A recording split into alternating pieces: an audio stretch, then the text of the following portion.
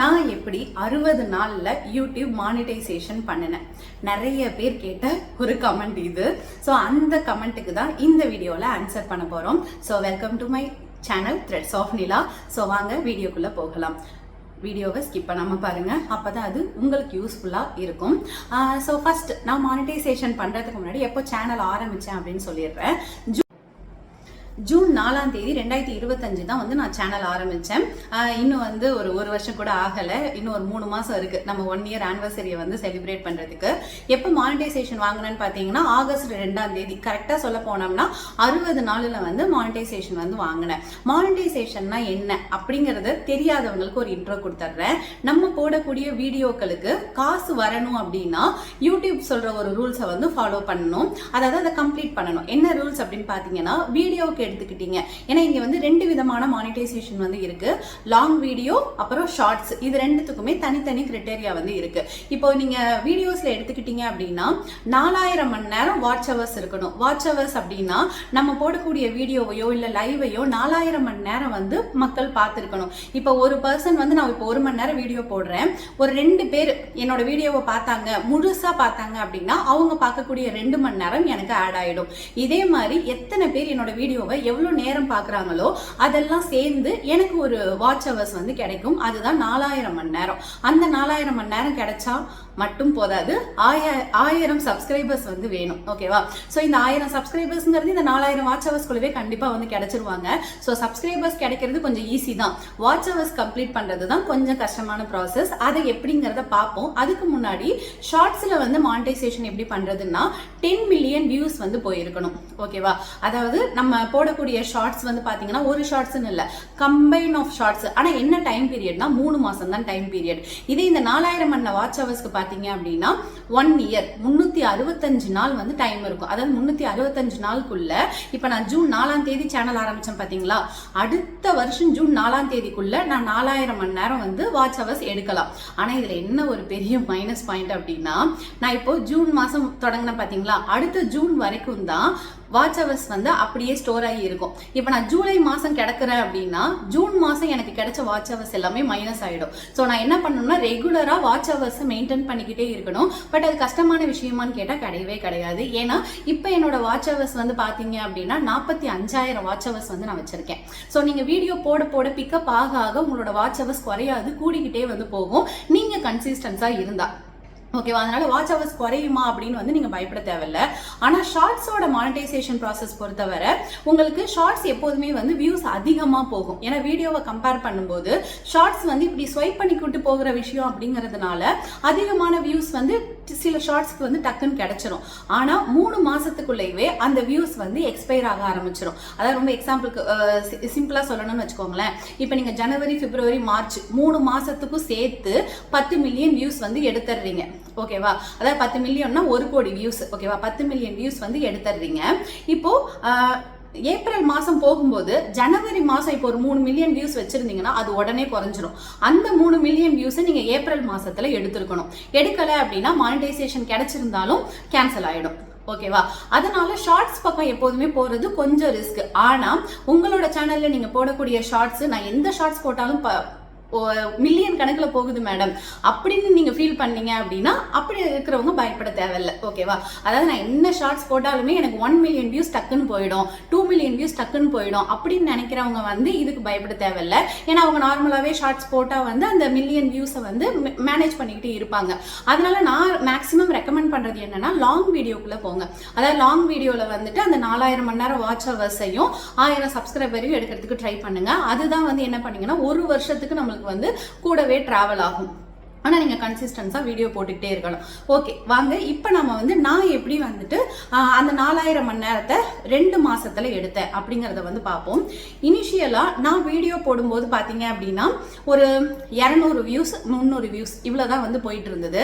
அந்த டைம் பார்த்தீங்க அப்படின்னா ரிதன்யா அவங்களோட இந்த டைம்ல நான் ஒரு வீடியோ போட்டேன். அதுதான் என்னோட ஒரு நல்ல வீடியோ, கொஞ்சம் நல்ல பெருசாக போனுச்சு. 20,000 வியூஸ் போச்சு. அதுக்கப்புறம் சரி நான் வீடியோ போட்டேன், திரும்பவும் அதே மாதிரி 300 வியூஸ் 400 வியூஸ் அவ்வளவுதான். அதுக்கப்புறம் தான் எனக்கு வந்து லைவ் பற்றி தெரிஞ்சது.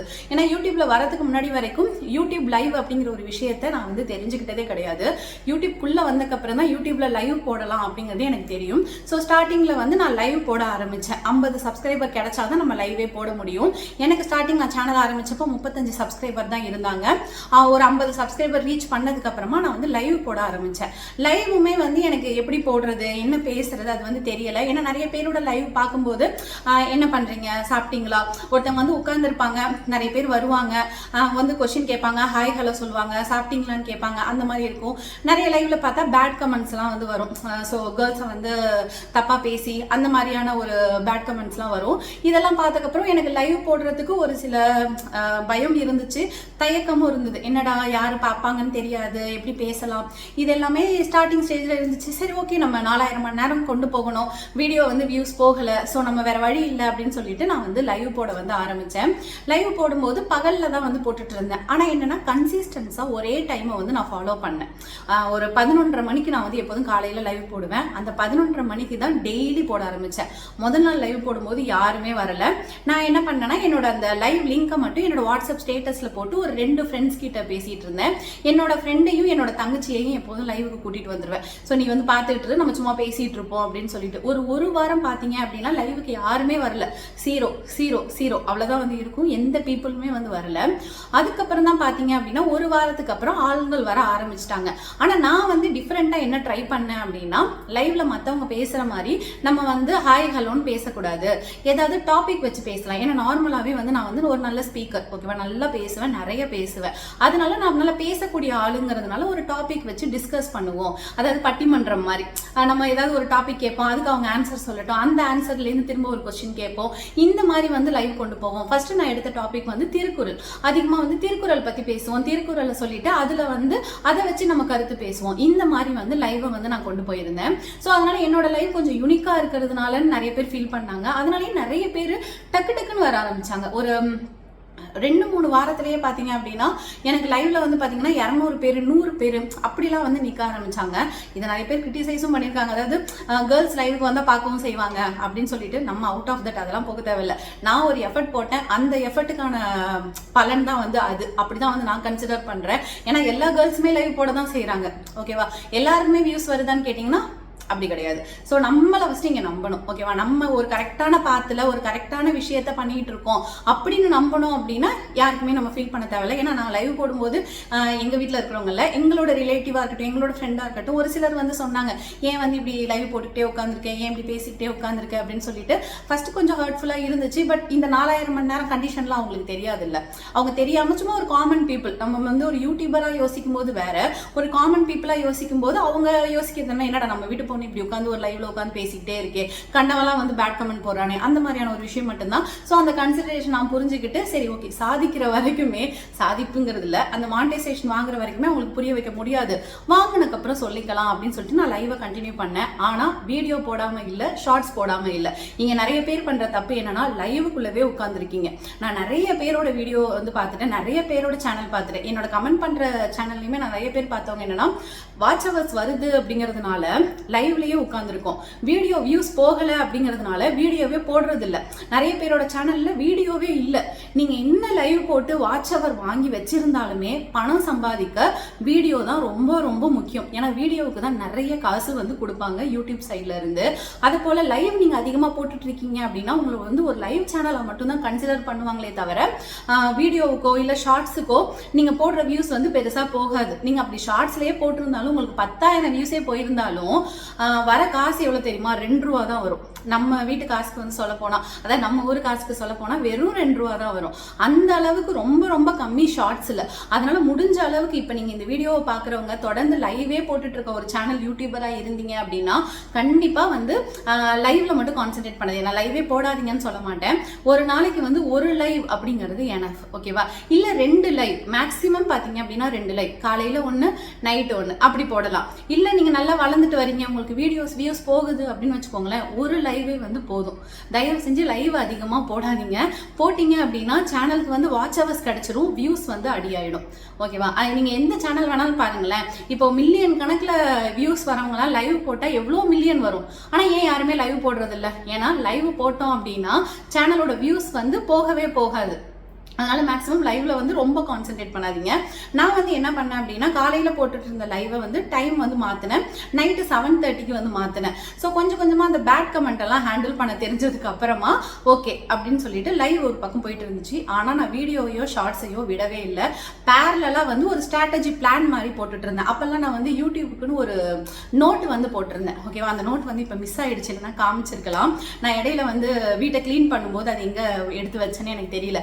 அதுல வந்து நான் என்ன போட்டிருப்பேன் அப்படின்னா, இந்த வாரம் ஓகேவா, இப்போ நீங்க வந்து மண்டேல இருந்து ஃப்ரைடே வர, ஓகேவா, நான் மேக்ஸிமம் வந்து மண்டேல இருந்து ஃப்ரைடே வர தான் கணக்கு எடுத்துப்பேன். இந்த மண்டேல இருந்து ஃப்ரைடே வந்து பாத்தீங்க அப்படின்னா நான் மினிமம் 10 ஷார்ட்ஸ் வந்து போட்டிருக்கணும். ஓகேவா? அந்த ஷார்ட்ஸுமே சும்மா ஒரு இடத்துல நின்று அப்படியே கிளிக் பண்ணி பின்னாடி பாட்டு போட்டு நான் மேக்ஸிமம் என்னோட ஓன் கண்டென்ட்ல மட்டும் தான் கான்சென்ட்ரேட் பண்ணினேன்.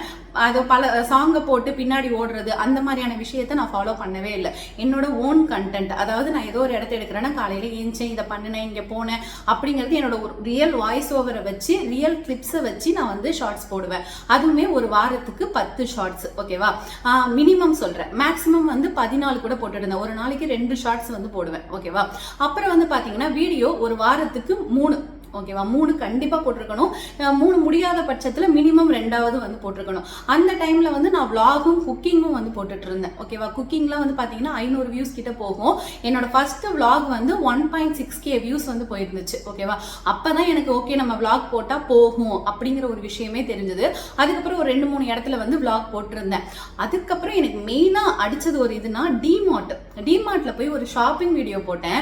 5K வந்து போச்சு. எனக்கு ஃபர்ஸ்ட் வந்து ஒரு வீடியோ வந்து நல்லா வந்து 1000 கணக்கில் வியூஸ் போகுதுன்னு பார்த்தா டிமார்ட். அப்பதான் எனக்கு ஒரு விஷயம் புரிஞ்சு, ஓகே ஷாப்பிங் தான் நல்லா போகும் போல அப்படின்னு சொல்லிட்டு நான் அடுத்து ஸ்மார்ட் பஸார் போட்டேன்.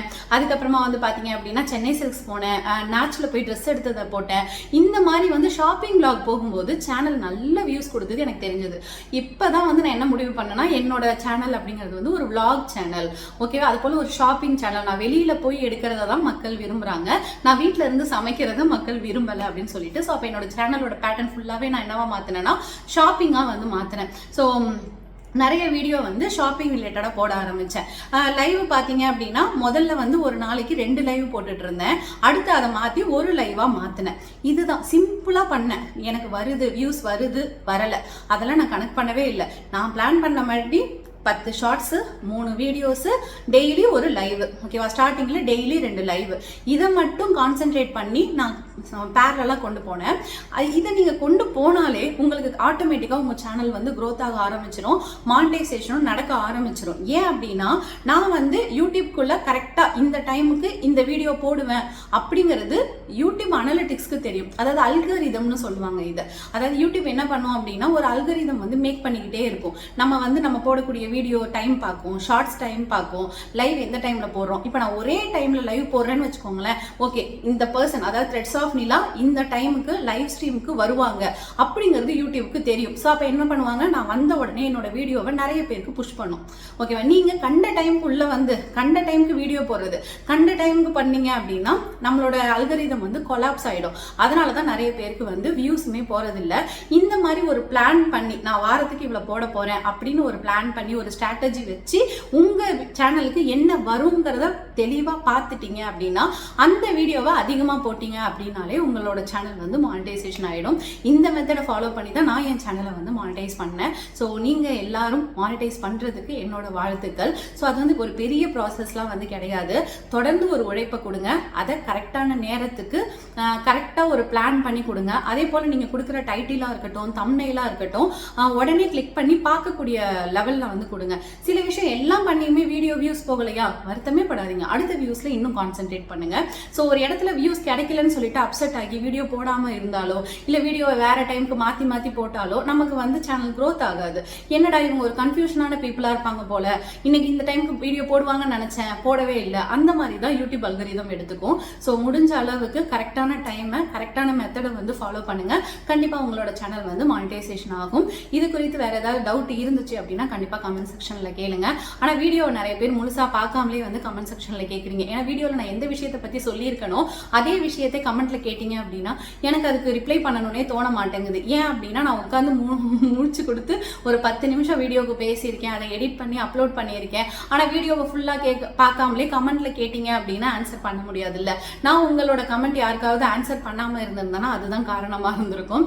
தேங்க்யூ. என்னோட வீடியோவை பார்த்ததுக்கு, நீங்களும் மானிட்டைஸ் ஆகிறதுக்கு என்னுடைய வாழ்த்துக்கள்.